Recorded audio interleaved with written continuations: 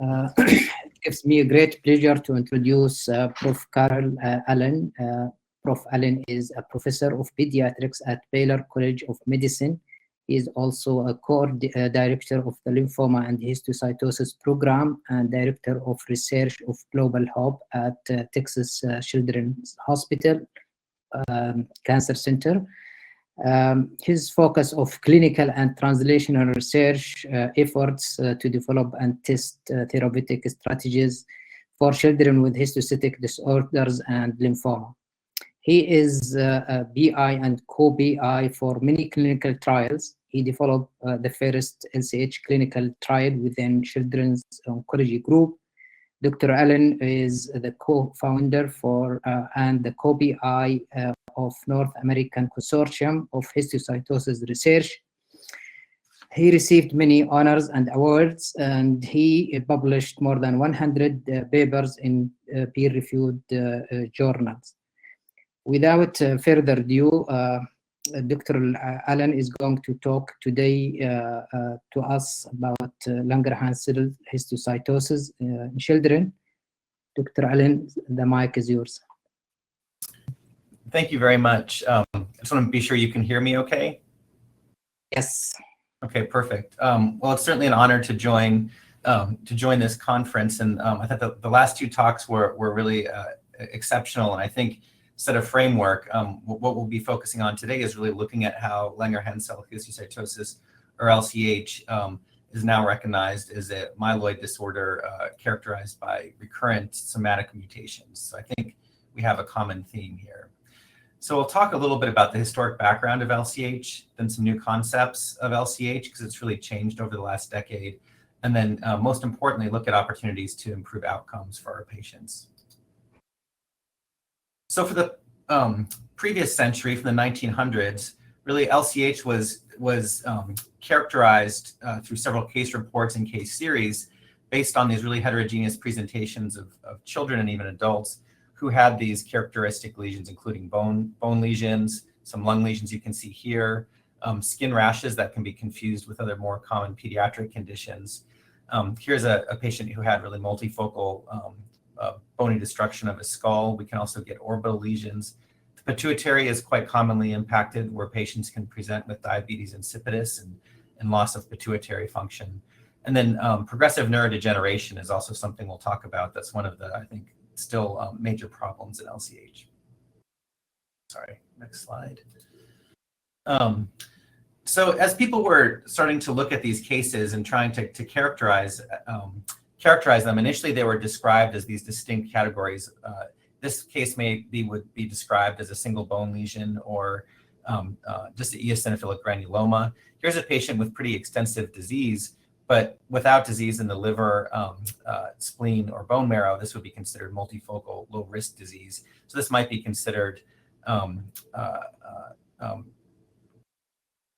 quite morbid, but typically isn't lethal, where this patient would have high-risk disease like the letter or seaweed condition that's been described in the literature, where there's bone lesions, but also spleen, liver, and bone marrow. So this patient might present like they have leukemia, for example. So the Histiocyte Society was a group of physicians and scientists with interest in these disorders, and as they started to share their experiences, it became clear that there were really two types of LCH. Again, one's where you have liver, spleen, and bone marrow involvement, these patients with the highest risk of death. And these Kaplan-Meier curves really associate with the responses at 6 weeks. If there's no response at 6 weeks of therapy, if there's a moderate response, or if there's a good response. And this was based on an LCH2 clinical trial. By comparison, for low-risk patients, even though they might have very extensive disease, as described in the previous slide, it typically wasn't lethal. And whether a patient is characterized as high risk or low risk, I think those of you in the audience who take care of these patients recognize the major challenge of frequent recurrence. So about half the patients will relapse despite frontline therapy.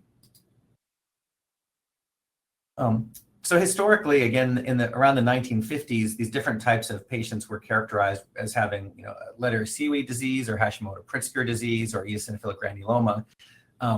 Despite these various categories, several pathologists noticed that they all looked the same under the microscope and proposed a unifying hypothesis, saying this group of diseases should be called histiocytosis X, where X means we don't really understand the cell of origin at this point, but this is a common condition. And in the 1960s and 1970s, with the advent of electron microscopy, as different tissues were being analyzed, this tennis racket-shaped organelle called the Burbeck granule was identified. And the only other tissue where the Burbeck granule had been identified previously was in the epidermal Langerhans cells of skin. And so a hypothesis was made that this disease comes from epidermal Langerhans cells. And since then, the disease has been characterized as Langerhans cell histiocytosis. So just for histology, this is a typical sheet of histiocytes intermixed with lymphocytes. And this coffee bean shaped nucleus is really quite characteristic. And these cells will stain positive for CD207 and CD1A, less so for macrophage markers of FASN and factor 13A that characterize juvenile xanthogranuloma and some other related conditions. And as was mentioned before, somatic mutation rate or variable frequency is quite important. Notably, the median number of pathologic cells in LCH is around 7%. So sometimes if you do Sanger sequencing or less sensitive sequencing, you can miss cases in LCH. So just to talk about ontogeny for a moment, let's think about epidermal Langerhans cells. So if LCH really comes from epidermal Langerhans cells, these would then arise from the fetal yolk sac precursor cells that seed our skin during early development. So what's thought is that there's some kind of pathologic activation or some kind of transformation of these epidermal Langerhans cells that go on to create LCH. And that was really the model for the early 2000s. All right, a lot's happened in the last decade. So let's discuss that and how it impacts LCH. So when I joined Texas Children's Hospital as a fellow, I started working with Ken McLean, who had quite a large clinic of LCH patients.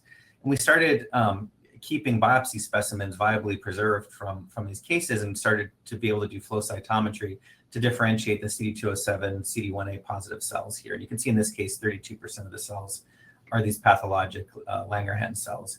And we compared gene expression of those cells against epidermal Langerhans cells.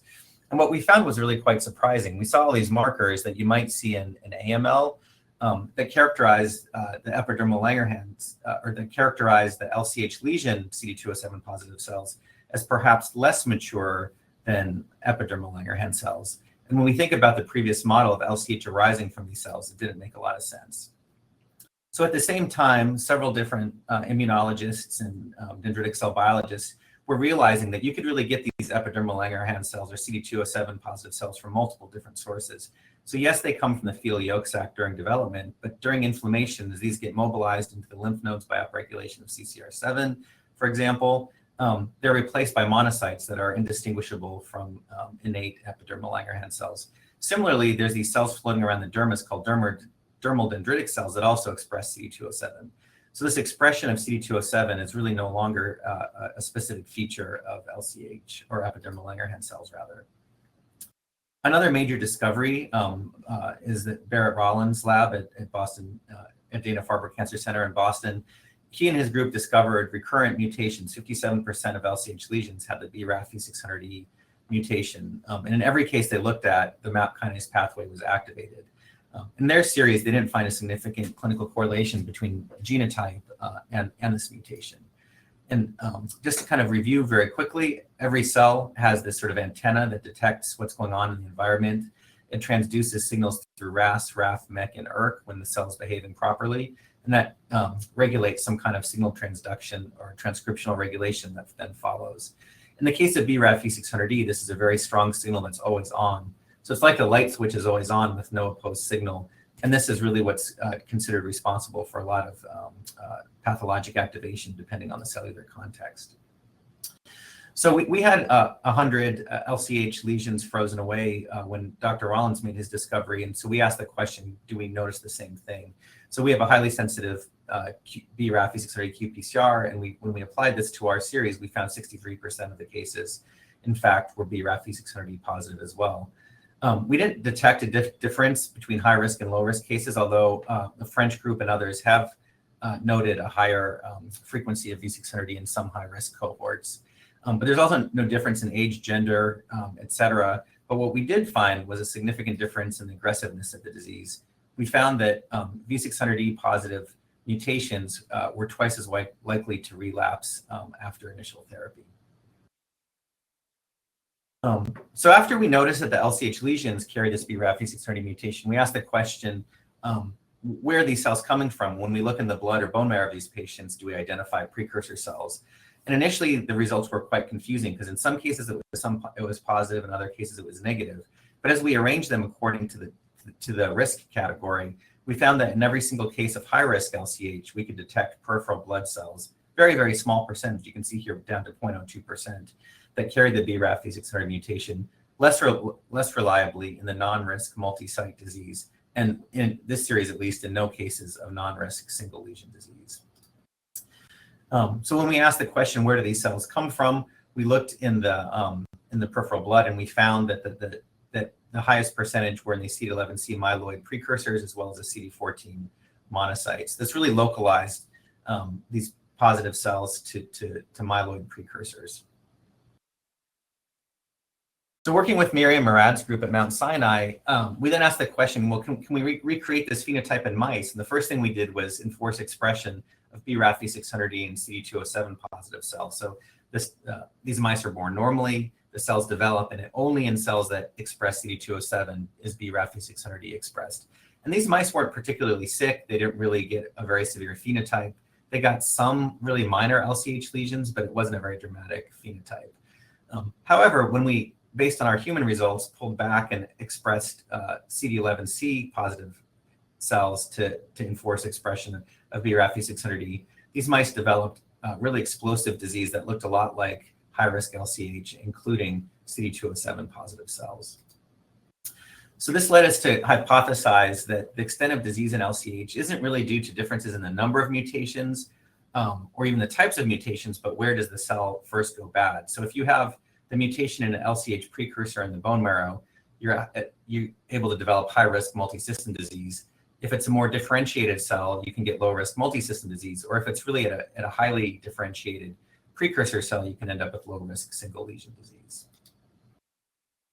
So then we asked the next question, if we have BRAF V600E, are there other cells are there other mutations that can drive LCH? And so working with Will Parsons in the Human Genome Sequencing Center, we arranged LCH sort of in the context of a number of somatic mutations. And you can see here, adult cancers all have more mutations than pediatric cancers, but even among pediatric cancers, there were very, very few hits, only 1 or 2 mutations per cell within the LCH series. And when we looked at what those mutations were, it was quite telling. MAP2K1 was the most common alternative mutation, and that encodes MEK. So what you're seeing here is mutually exclusive mutations in MAP kinase pathway. And so now we've sequenced about 100 or so cases, and we've been able to find MAP kinase pathway mutations in every single case, including alternative mutations in BRAF, fusions, and indels, leaving only about 11% of the cases that we haven't yet solved.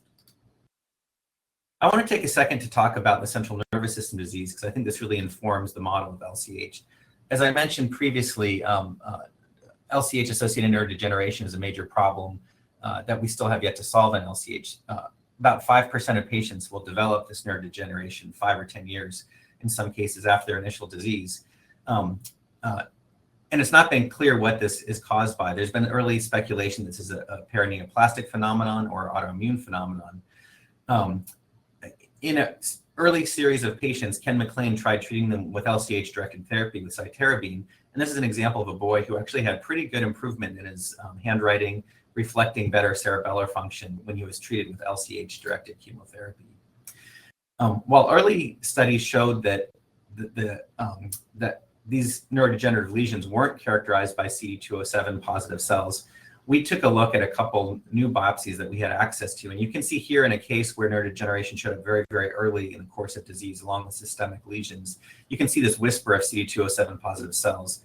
Where in this case of more long-standing neurodegeneration, there aren't any CD207 positive cells, but there is really heavy expression of BRAF V600E identified by VE1 in both of these cases. We had another patient who tragically died of neurodegeneration, and we were able to perform genotyping on different sections of his brain. And you can see that his brainstem really was composed of 13% of the cells were BRAF V600E positive, a little bit less in the pons and cerebellum, and much, much less in the temporal lobe. And this really correlates with the radiographic findings, where you have much more disease in the brainstem and cerebellum than in the frontal cortex. When we take a closer look at this patient, you can really see sort of this pattern where you have VE1 positive cells or BRAF V600E positive cells around the blood vessel. And this is perhaps informing a model where these LCH precursor cells can migrate to the brain from circulation. So if LCH is caused by BRAF V600E activation in microglia-like cells within the brain, we ask the question if MAP kinase blockade could be effective therapy. So we treated 4 patients with vemurafenib. And interestingly, these are patients who have been heavily pretreated with other types of therapies without a lot of benefit. But in 3 out of the 4 cases, we had a pretty remarkable clinical and radiologic response to vemurafenib. This one patient who didn't really respond has had long-standing disease for 10 years. You can see a cerebellum is really quite atrophied. And so the potential for improvement is not really clear in that patient. And so now we have this model where perhaps neurodegeneration can be explained by persistence of a precursor cell that has the capacity to migrate to the brain and cause neurodegeneration. All right, so now that we have this model of LCH that's a bit refreshed from the last century, where LCH is really this myeloid inflammatory neoplastic disease caused by somatic mutations in MAP kinase pathway genes, how do we do a better job of treating these patients? If you look at the chemotherapy-based strategies in LCH1, 2, and 3, you can see the steady improvement over the last several decades. LCH3 patients being treated with vinblastine and prednisone. But if you ask the question, how many of these patients are cured with this approach, it's fewer than 41%, which is not an optimal outcome. So there's some efforts underway to try to improve this with other chemotherapy strategies. The Histiocyte Society is currently asking the question in LCH4, the difference between 1 and 2 years of therapy, to see if that creates improvement. Based on some observations that some nucleoside analogs, including cladribine, and cytarabine, and clofarabine, perhaps can have some effect on LCH. But the dose really matters. If you underdose, as in this study with 2-CDA, only 3% of the patients had progression-free survival at 3 months. But if you use extremely high dose, 2-CDA and Ara-C, similar to treating AML, 100% of the patients who survived the therapy were cured, but 30% of the patients died from treatment-related mortality. So we're really looking at cytarabine and clofarabine as possible strategies for outpatient chemotherapy that can cure these patients. We're also asking a question in an institutional series, how does frontline cytarabine compare to vinblastine and prednisone? So these are all clinical studies that are underway, but what makes a lot of sense to say, well, okay, well, if we identify these MAP kinase pathway mutations, what happens if we block them? I mean, certainly that makes a lot more sense as a rational cure. And some adult studies early on gave us a glimpse of what the potential is. Initially, the MSK group, Memorial Sloan Kettering group, did a phase 2 basket study where they included LCH and perhaps had a slightly disappointing response rate of 43% in that series. But they used RECIST criteria. But if you go on to use metabolic responses by PERSIST, a follow-up series had 100% response rates. Interestingly, however, if you stop therapy, nearly all patients relapse. This was a study by Julien Haroche in the French group. So patients who have been treated for 2 years with MAP kinase inhibition, therapy was stopped, and they almost universally developed recurrent disease within 6 months. So this suggests there's not a durable response in these patients. I'm sorry, I'm not sure what happened to the imaging here. Okay, that's better. As a follow-up study, a question is, okay, well, BRAF V600E inhibitor only works if you have BRAF V600E, but if you just use MEK inhibition for all patients, what happens? Eli Diamond led the study from MSK and found some really excellent results in adults who had an extraordinarily high response rate. Similarly, the French group led by Jean Donadieu tried using vemurafenib right after failure of vinblastine and prednisone in high-risk patients and had excellent responses. But again, in his series, as soon as therapy was stopped, there was a very sharp decline in durability of response. So we're now studying through the NACHO consortium the impact of blocking MEK activation with cobimetinib in a pediatric cohort, LCH neurodegeneration, the rare conditions such as juvenile xanthogranuloma and Rosen-Dorfman disease, as well as adult histiocytosis. And hopefully we'll have some data to report soon. So do we say, okay, well, we block hyperactive RAS, is this mission accomplished? I don't think so. I think there's still some questions that we need to address to be able to get a more durable response. And we have, just very briefly, I'll go over some new, relatively new biology findings that might inform this. One thing that was noted in LCH that was a bit surprising that we and others have looked at is when you look at the rate of proliferation in these cells, it's not particularly high. So Ki67, a marker of proliferation, is in green here, and you can see it's really no different than in epidermal Langerhans cells. So if these cells aren't proliferating, what's happening? And to cut to the chase, what's really going on here is these cells are accumulating at sites of disease.